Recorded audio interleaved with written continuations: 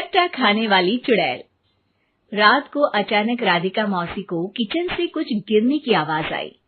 उन्होंने बाहर निकल के देखा तो किचन में उन्हें कोई सफेद साड़ी में दिखा। वो चीख पड़ी, हे भगवान, आलतू जलाल तू आई बला को टाल तू, आलतू जलाल तू आई बला को टाल तू। राधिका मौसी को चीखते सुनकर श्रवण बाहर आता है भागते हुए। अरे माँ, क्या हुआ? क्या देख लिया? दादी माँ आ गई क्या सपने में? अरे बेटा, रसोड़े में देख तो कौन है? श्रवण रसोड़े में झांक कर देखता है और उसे कोई नहीं दिखता अंदर। अब रसोड़े में तो कोई नहीं है माँ। कोई सफेद साड़ी में नहीं है क्या? नहीं माँ, कोई भी नहीं है। चिल्लम चिल्ली की आवाज सुनकर काजल भी वहां आ जाती है। अब क्या हो गया माँ जी? अरे बेटा, रसोड़े में एक चुड़ैल थी सफेद साड़ी में।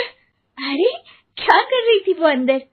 अरे बताया नहीं, कल आएगी ना तो पूछ लूंगी। चुड़ैल जी, आपका क्या प्लान है?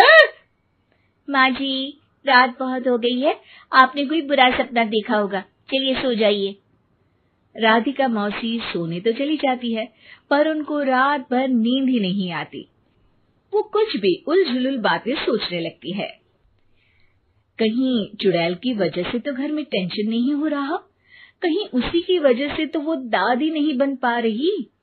सुबह जब राधिका मौसी रसोड़े में छानबीन करती है तो पाती है कि नींबू का अचार गायब है। चुड़ैल नींबू का अचार ले गई, मुझे तो ठीक नहीं लग रहा कुछ। चुड़ैल को भी पता है कि जिंदगी का असली मजा तो खट्टे में ही है। राधिका मौसी झट से श्रवण को फोन कर देती है। बेटा, मुझे समस्या समझ में आ गई है, हमें एक तांत्रिक की जरूरत है। अरे क्या बोल रही हो माँ, तांत्रिक की क्या जरूरत है? आप पूजा पाठ तो कर ही रही हो ना। आलतू जलालतू मंत्र सारे फालतू जैसे कुछ मंत्र पढ़ो, चली जाएगी अपने आप चुड़ैल। अरे नहीं बेटा, कभी चुड़ैल को कम नहीं समझते। अरे तुझे पता भी नहीं चलेगा कि कभी वो छल करके काजल की जगह घर की बहू खुद बन जाएगी।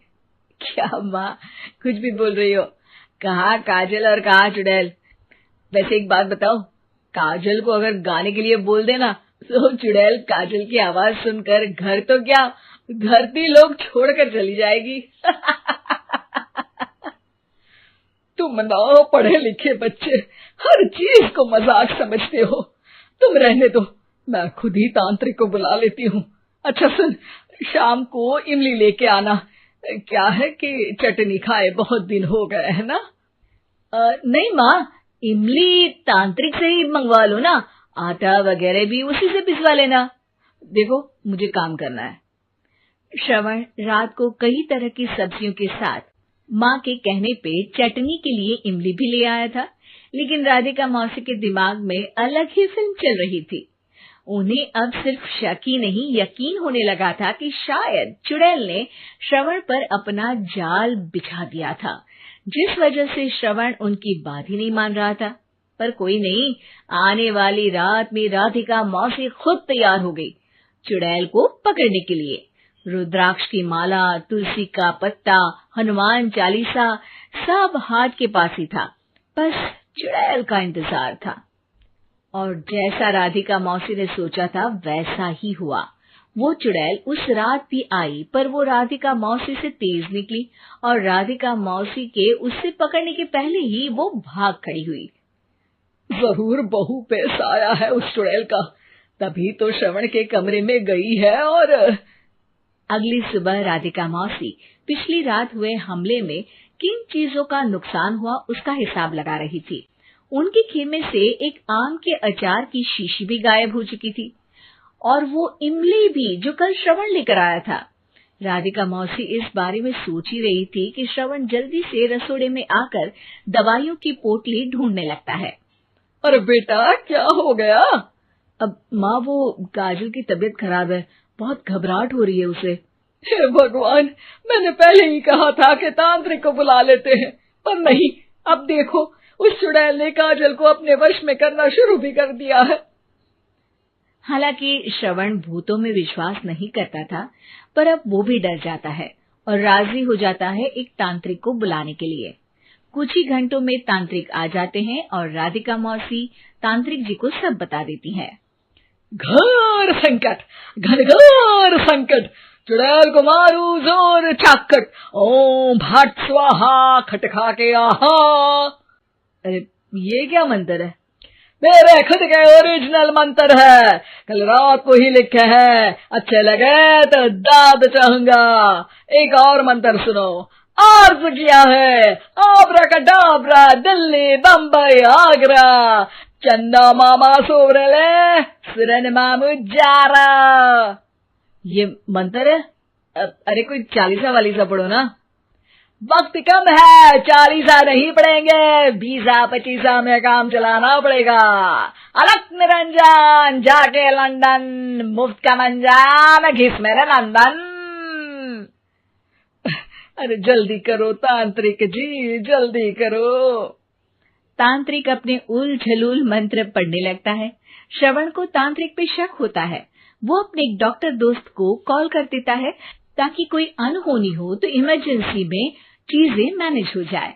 तांत्रिक धुनी रमाता है, जिसकी वजह से कमरे में काफी धुआं हो जाता है और जिसकी वजह से बहू की घबराहट बढ़ जाती है।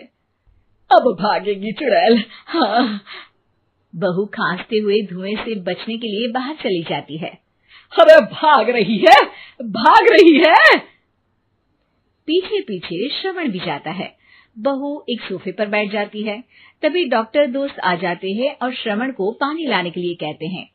थोड़े चेकअप के बाद डॉक्टर कहते हैं, मेरे हिसाब से जाप का काम पूरा हो गया है। क्या मतलब? अरे कुछ भी नहीं माँ, कोई चुड़ैल नहीं है, खुशखबरी है, अब दादी बनने वाली है। मगर वो सब अचार के डब्बे।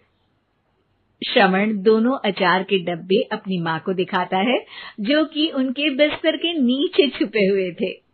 आपने सही बोला था माँ, वो चुड़ैल काजल ही थी जो खट्टा खा रही थी। हमें कल ही पता चला, पर हमने आपको ये तांत्रिक वाला काम करने दिया ताकि आपको भरोसा हो जाए कि भूत वगैरह कुछ होता ही नहीं। अच्छा अच्छा, ये तो बड़ी खुशी की बात है, पर बेटा मुझे एक झाड़ू तो ला दे। क्यों माँ? ये तांत्रिक का भूत उतारती हूँ मैं। अब तांत्रिक राधा मौसी के डर से घर से भाग निकलता है और राधा मौसी उसके पीछे भागती है। अरे संकट ये घनघोर है, तांत्रिक मुआ चोर है।